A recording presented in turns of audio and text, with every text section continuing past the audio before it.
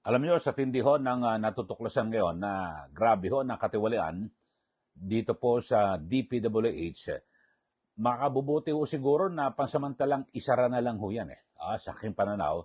At talagang para po magkaroon ng lubusan na paglilinis diyan po sa hanay mula sa pinakamataas na opisyal ng ating gobyerno hanggang sa pinakababa, mga kababayan.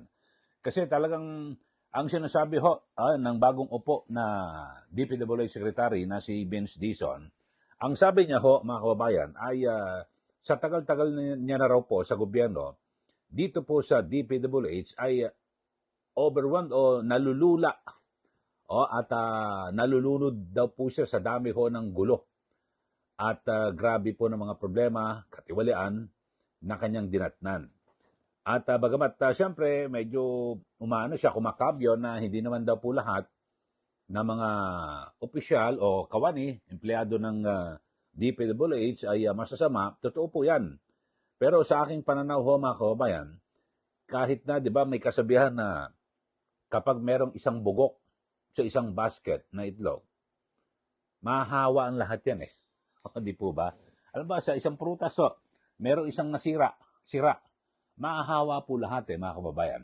So, pinakamainam ho talaga na gawin, ako pananaw ko lang naman ho ito dahil sa ako po ay talagang nadidismaya na rin po sa paulit-ulit ho na mga katiwalaan na nangyayari diyan po sa DPWH. Tapos, wala naman hong napapanagot Yung tatlong opisyal, yung Engineer Alcantara at Bryce Hernandez, sila lang ho na-dismiss sa serbisyo. Paano naman po yung mga namuno na ngayon nag-resign lang tapos hindi natin papanagutin? Siyempre sila po ang may responsable o responsibilidad sa buong kagawaran, mga kababayan. So kaya ngayon ang gagawin daw nagkakaroon po ng top to bottom revamp o reforma, sabi po ni Secretary Vince Dizon, pero wala. Ako sa akin pananaw wala hong mangyayari diyan. Pasamantala, sabi natin medyo titino. Tapos pag medyo nakalimutan na, hindi na nakatuon ng pansin sa DPWH, unti-unti na ho yan. Mga kababayan, talagang grabe. Ang pinakamainam mo talaga, isara muna o sarado. Lahat ng tao tanggalin. Tapos unti-unti mag-hire. Ewan ko lang, kung yan ang talagang sweeping na talagang gagawing reforma sa DPWH. Pero kung magtatanggal ka lang ng ganito, district engineer, kung sino-sino, regional director, o undersecretary, wala rin po yan. Ito, panoorin ho natin mga kababayan sa pagharap po ni Secretary Vince Dizon sa kanyang dapat ay kanyang idedepensa yung panukalang budget ng DPWH para sa 2026. Pero talagang hindi po natuloy at humingi po siya ng palugit at ang sabi niya talagang inaayos daw po ang sistema sa DPWH at ganyan po yung panukalang budget para ibabalik ko sa pagmuling isinumite diyan po sa Kamara at maging sa Senado ay ayos na po, malinis na raw po. Ito, panoorin po ninyo itong pahayag ni Secretary Vince Dizon sa kanyang pagharap sa House Committee on Appropriations sa kung saan sabi niya talagang na-overwhelmed daw siya. Parang ang ibig sabihin nito, nalulao siya sa dami po ng kalokohan diyan po sa DPWH. Ito panoorin po natin. Paglilinis natin sa personnel mula taas hanggang baba, kailangan din po natin ng sweeping reforms sa loob ng departamento. Aaminin ko po, sa tinagal-tagal ko po sa gobyerno, ako po ay na-overwhelm sa laki at sa gulo na nadatnan ko at nakikita ko sa loob ng departamento ng Public Works and Highways. Hindi po ito magiging madaling proseso at hindi din po ito magiging mabilis na proseso. This will take time and this will be a very, very difficult process of reform. But as the President said, enough is enough and we must start somewhere. Kaya po nag-commit po ako sa ating Pangulo at sa inyo po at aming mga mahal na representatives ng ating mga kababayan na magre-reforma po tayo, hindi lamang po sa proseso ng budget.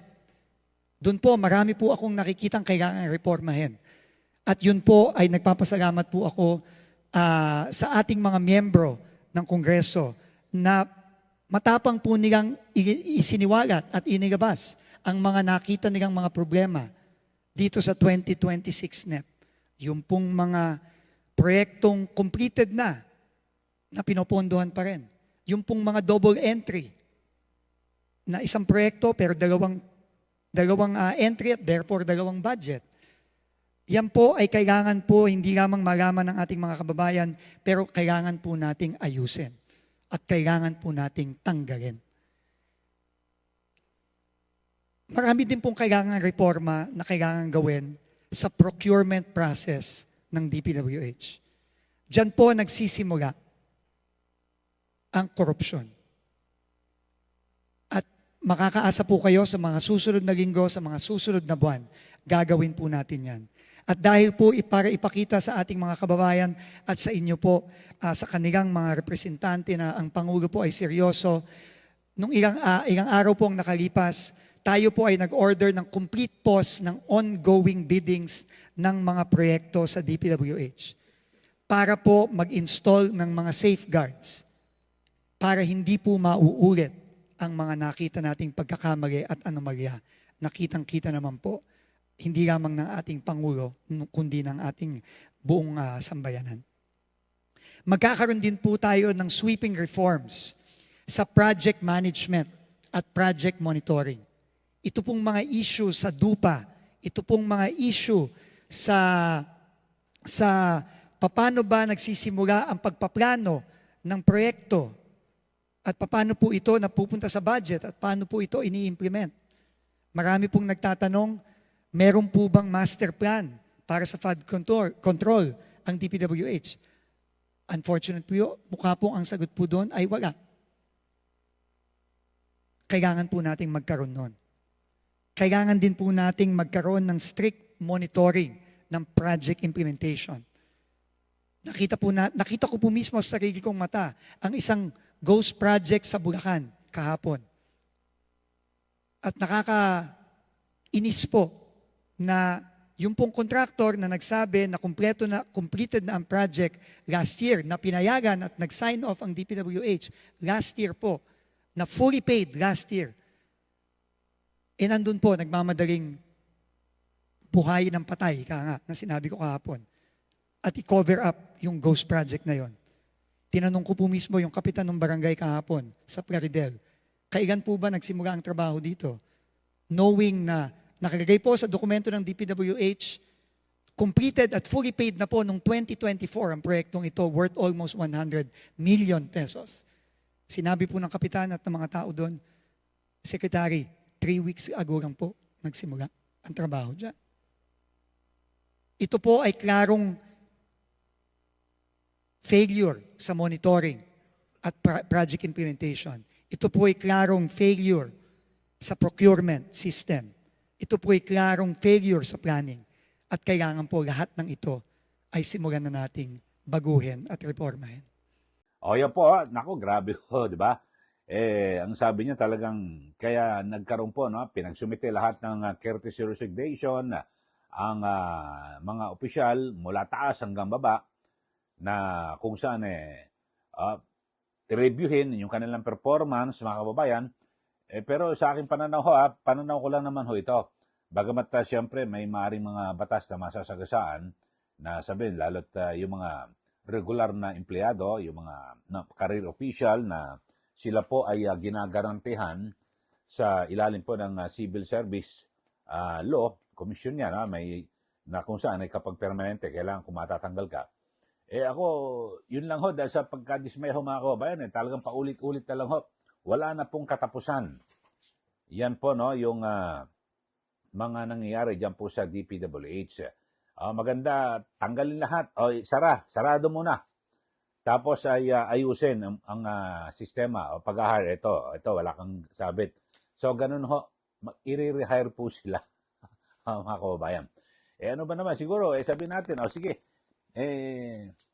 wala na muna DPWH at meron muna siguro ipangasiwa muna lahat po ng mga paggawaing bayan sa lokal na pamahalaan, pero halimbawa ang national government ang popondo tapos i-check na lang muna pasamantala. Yan lang naman ho yung aking pananaw para matigil na ho ito. At isa po sa aking ipinagtataka, kapag ikaw ba ay nag-resign na, wala ka na pananagutan. Ganun ang gagawin ho ng mga opisyal ng gobyerno kapag may sablay, sabit, may mga maraming katiwalian, resign, tahimik na. Ba't ganun po? Wala. Pag ganyan ho, magpapaulit-ulit lang po yung pag-ikot at paglawak ng katiwalian dito po sa ating gobyerno. Kapag ganyan, di ba, nag-iimbestiga po yung Senate Blue Ribbon Committee, yung committee rin dyan po sa House of Representatives. Tapos pagkatapos na siguro kung may makakasuhan ho dyan, tapos lumabig ang issue, medyo magpapakatino. Sabihin, alam mo, sandali ingat tayo, mainit Mainit sa atin ang mata ng publiko at ng mga bossing. Ingat muna tayo. So, petiks muna. Pagkatapos po ng mga ilang linggo, ilang buwan, sabi natin, makalipas ang isang taon, naku, tuloy na naman ang ligaya. Kaya ako sa aking pananaw, ganun ho. Kayo, anong nakikita niyo ho, mga kababayan? Kasi talaga nakadidismaya na ho. At alam niyo, nakakalula yung mga nangyayari dyan po sa DPWH at yung sa flood control, no? Grabe ho.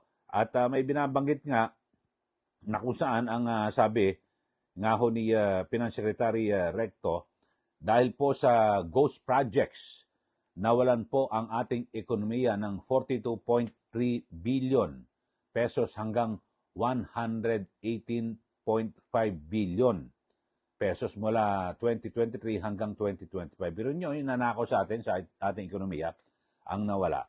Kasi kung yung ghost project na ho yan, kaya idudugtong ho natin sa ekonomiya, paliwanag ko lang, na kung nagtuloy-tuloy po yung ganyang mga proyekto, siyempre lilikha po yan ng mga trabaho Diba? So, gaganda ang ating ekonomiya. Halimbawa, sa dami ng proyekto na yan, kukuha ng maraming tauhan. So, babayaran sila. So, kikita, makatutulong po sa ekonomiya. So, ganun po ito. Pero wala nga ho, dahil ghost project kwinarta na lang ho ng mga balasubas sa ating gobyerno, ng mga matatakaw sa kwarta, di po ba? So, yun lang ho. Kayo ho, pabor ho ba kayo? Ako lang naman sa aking pagkadismayan, aking pananaw lang ho, suggestion, isara na muna ang DPWH. Tapos mag-rehire, kumuha ulit ng mga bagong tao. Ang dami ho mga mga bagong graduate na mga wala pang trabaho, kunin ho natin lahat. At least yung mga yan wala pa ho yung background sa pagnanakaw. Ang gusto lang ho niyan, makasweldo ho, tamang sweldo at kung anong kanilang trabaho, yun po ang kanilang gagawin. Okay, sa mga bago lang po sa ating channel, subscribe na po kayo at huwag niyo pong kalimutan na i-like at i-share para kayo po ay laging updated dito po sa ating mga pagtalakay sa mga issue. Maraming salamat. Muli, ito po si Ka Eli. Magandang araw po sa ating lahat.